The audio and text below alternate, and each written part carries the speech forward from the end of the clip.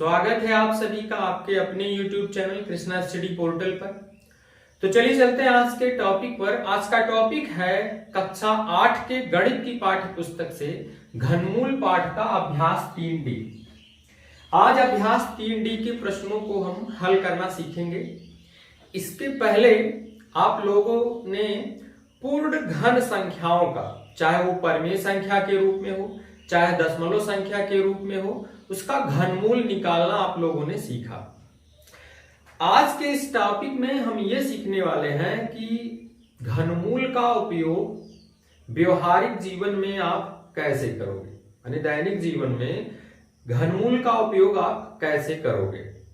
तो घनमूल समझने से पहले, माने ऐसे प्रश्नों को समझने से पहले एक इंटरेस्टिंग नंबर, एक रोचक संख्या 1729 को समझते हैं। आपको याद भी होगा 1729 को कौन सी संख्या कहा जाता है? हार्डी-रामानुजन संख्या कहा जाता है। अब इसके पीछे एक कहानी मैं आपको बताता हूं कि एक बार रामानुजन, इनका पूरा नाम श्रीनिवास रामानुजन है। तो एक बार रामानुजन जी की तबीयत माने खराब हो जाने के कारण ये अस्पताल में इलाज करवा रहे थे और इनसे मिलने प्रोफेसर हार्डी आते हैं। वो भी एक बहुत बड़े गणितज्ञ ही थे।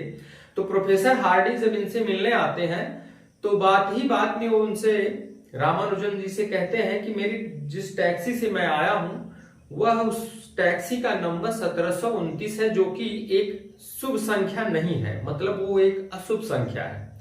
तो उसी समय तुरंत रामानुजन जी ने कहा, नहीं, यह एक रोचक संख्या है।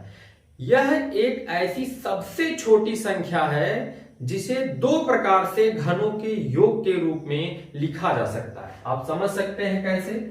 1729 को आप दो तरीके से घनों के योग के रूप में आप लिख सकते हैं। पहला, जैसे 1728 प्लस 1 1729 हो जाएगा। तो 1728 12 का घन है और 1 का घन 1 ही होता है, तो हो जाएगा 1729। माने ये भी 1729 है। तो ये इस तरीके से एक तरीका ये है, 12 का क्यूब प्लस 1 का क्यूब लिखा जा सकता है। और दूसरा तरीका इसका ये है कि आप इसको ऐसे भी लिख सकते हैं, 1000 प्लस 729। 1000 जो है वो 10 का घन है और 729 9 का घन है। तो इस तरीके से तब भी आएगा 1729 तब भी आ जाएगा, माने 1729 ये भी आएगा। तो इस तरीके से 1729 को दो तरीके से घन के रूप में लिखा जा सकता है। इस तरीके से लिखी जाने वाली संख्याओं में ये सबसे छोटी संख्या है।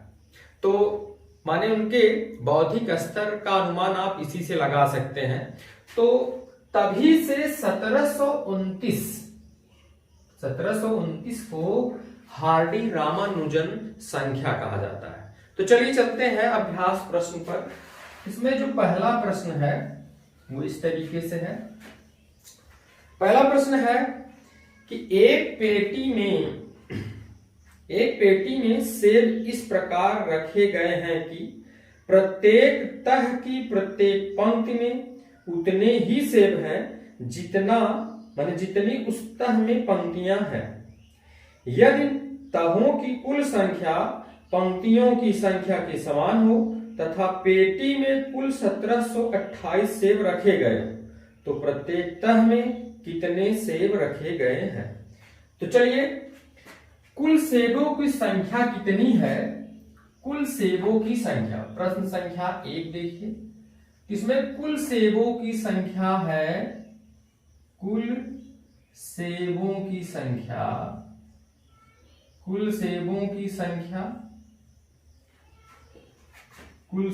संख्या है 1728। अब जरा सा ध्यान दीजिए, सेब रखे कैसे गए। जैसे मान लीजिए ऐसे पहले एक तह को समझिए।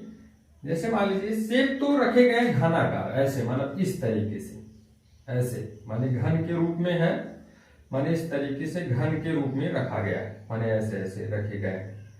तो इसमें समझना यह है कि रखने का जो तरीका है, जैसे मान लीजिए इसमें 3 सेब ऐसे रखे गए, एक पंक्ति में 3 सेब है तो पंक्तियों की संख्या भी 3 है, ठीक। और ये एक तह की बात हो गई, एक पंक्ति में 3 सेब है ऐसे, माने पंक्तियों की संख्या भी 3 है, तो 3 त्रिका 9, पूरे एक तह में 9 सेब हो जाएंगे। तो उसी तरीके से उसने कहा कि एक पंक्ति में जितने सेब है उस पंक्ति में पंक्तियों की संख्या भी उतनी है। तो यहां लिख सकते हैं माना पंक्तियों की संख्या, माना पंक्तियों की संख्या x है, तो प्रत्येक पंक्ति में सेबों की संख्या क्या हो जाएगी, तो प्रत्येक पंक्ति में सेबों की संख्या क्या हो जाएगी, x हो जाएगी। तो एक तह में सेबों की संख्या क्या हो जाएगी, एक तह में सेबों की संख्या क्या हो जाएगी, एक तह में सेबों की संख्या बराबर x गुणे x। जैसे यही मान लीजिए 3 इधर है 3 इधर है, तो टोटल इसमें कितना हुआ, 3 3 9। वैसे अगर x इधर है और x इधर भी है तो टोटल कितने से हो जाएंगे, x गुणे x। हो गया x गुणे x माने x स्क्वायर। यदि तहों की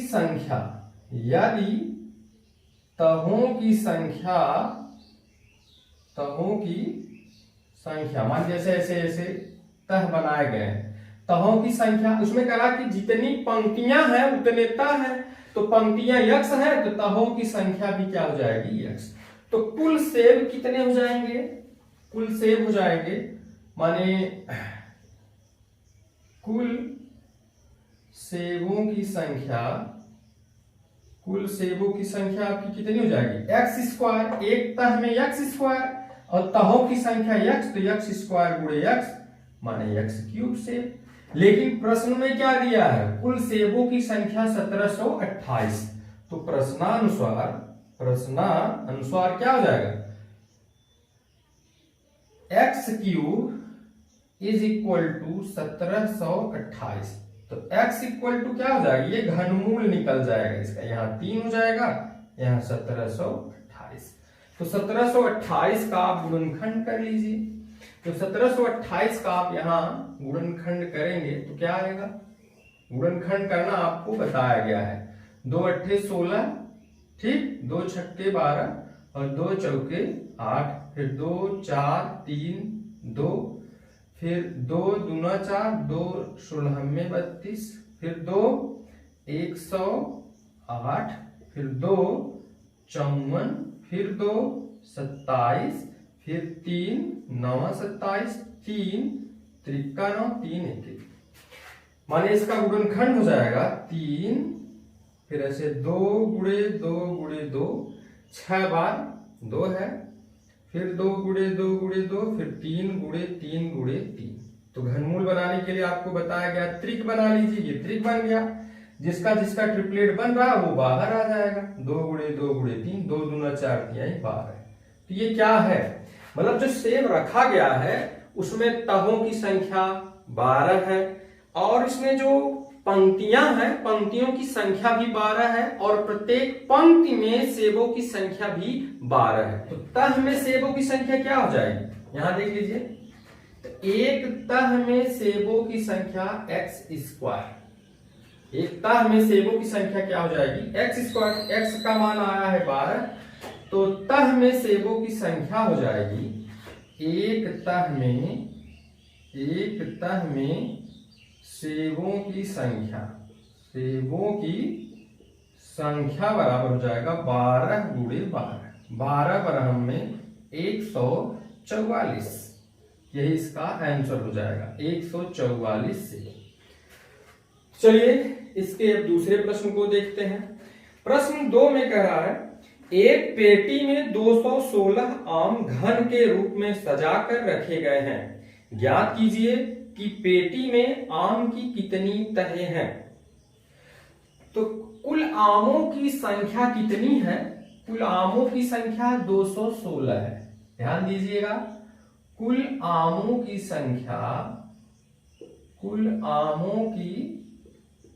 संख्या बराबर 216।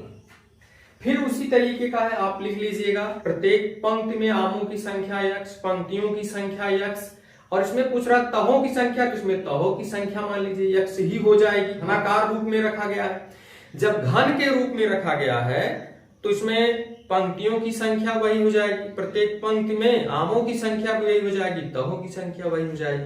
तो तहों की संख्या आप डायरेक्ट जैसे अभी यहां निकाले थे आप, तो यहां आप लिख सकते हैं तहों की संख्या, जो कि x था ना, वैसे इसमें भी तहों की संख्या बराबर क्या निकला था, इसी का घनमूल निकाल लीजिए आप 216 का। तो 216 का घनमूल निकालेंगे जब आप, तो क्या आएगा, 2 दूना 4 दूना 8, फिर 3 त्रिका 9 तिरिक 27, 2 तिहाई 6, 2 तिहाई 6, 2 4 36 छक्का 216। तो ट्रिपलेट बन गया इसका, यहां से 2 निकल जाएगा, यहां से 3, 2 तिहाई 6। तो आंसर इसका जो आएगा तहों की संख्या हो जाएगी 6। तो चलिए इसके प्रश्न संख्या 3 को देखते हैं। प्रश्न संख्या 3 में कह रहे हैं कि एक संदूक में चाक के डिब्बे घन के रूप में रखे गए हैं। यदि कुल डिब्बों की संख्या 2744 हो तो संदूक में एक तह में चाक के कितने डिब्बे हैं। तो एक तह में चाक के कुल कितने डिब्बे होंगे। कुल डिब्बों की संख्या है, तो कुल डिब्बों की संख्या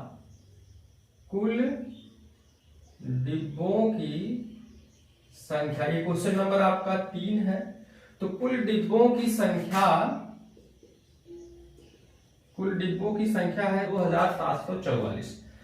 तो इसमें पूछ रहे हैं एक तह में माने इसको जो डिब्बे हैं वो घनाकार रूप में रखे गए हैं। फिर वैसे आप करेंगे, माने एक पंक्ति में डिब्बों की संख्या x है, पंक्तियों की संख्या x होगी, तो तहों की संख्या भी x हो जाएगी। तो तहों की संख्या क्या हो जाएगी, इसी का घनमूल आप निकाल लीजिए। तो तहों की संख्या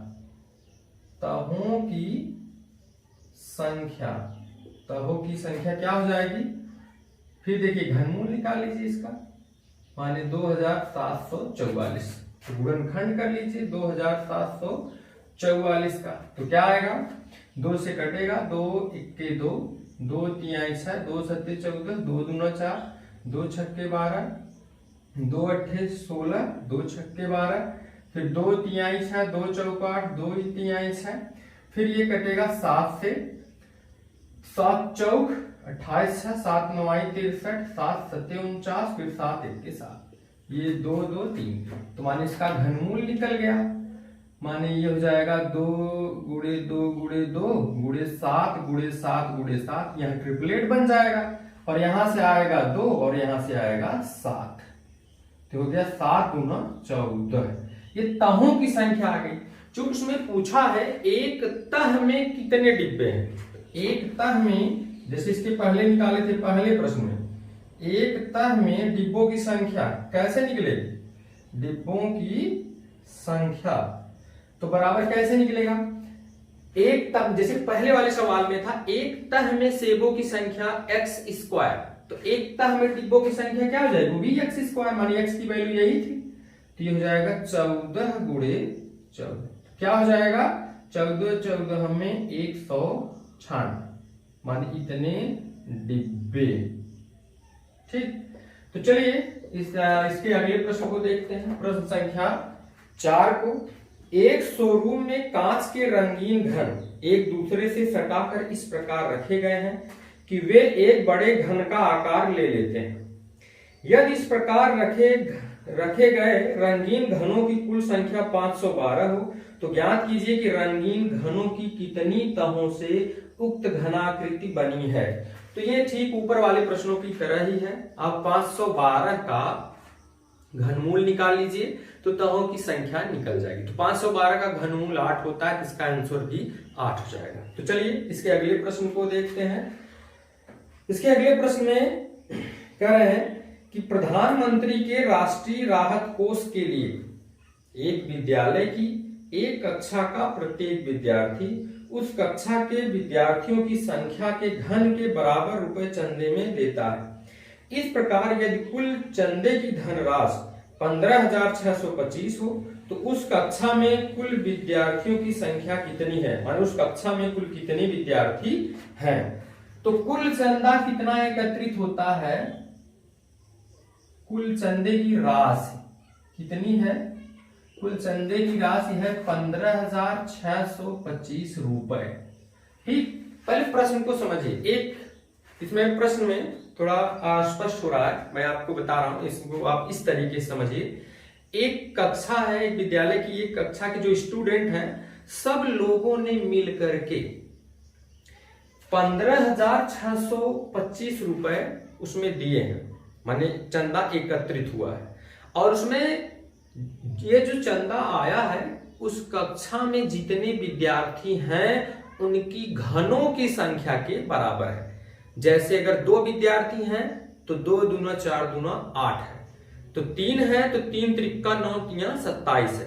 तो ऐसे मान लीजिए यक्ष है, यक्ष स्टूडेंट है, अपने घन के बराबर देते हैं तो हो जाएगा यक्ष गुणे यक्ष माने यक्ष क्यूब बराबर 15,625। तो उसमें मान लीजिए कि माना विद्यार्थियों की संख्या, माना विद्यार्थियों की संख्या यक्ष है, तब तो अपने घन के बराबर देते हैं, माने एक्स क्यूब जो बराबर है वो है 15,625 रुपए के। तो x बराबर क्या हो जाएगा, इसका घनमूल निकल जाएगा 15,625 का। तो आप 15,625 का आप गुणनखंड कर लीजिएगा, गुणनखंड आपको बताया गया है। तो यहाँ ट्रिपलेट बना लीजिए, तो ये हो जाएगा यहाँ 5 निकल आएगा, यहाँ 5 बच्चे 25। तो इसका आंसर हो जाएगा 25 विद्यार्थी, माने इतने स्टूडेंट्स हैं, आंसर इसका हो जाएगा। तो चलिए अगले प्रश्न को देखते हैं। अगले प्रश्न में कह रहे हैं कि एक घनाकार टंकी में 1331 लीटर पानी आता है। एक घनाकार टंकी है जिसमें पानी आता है 1331 लीटर।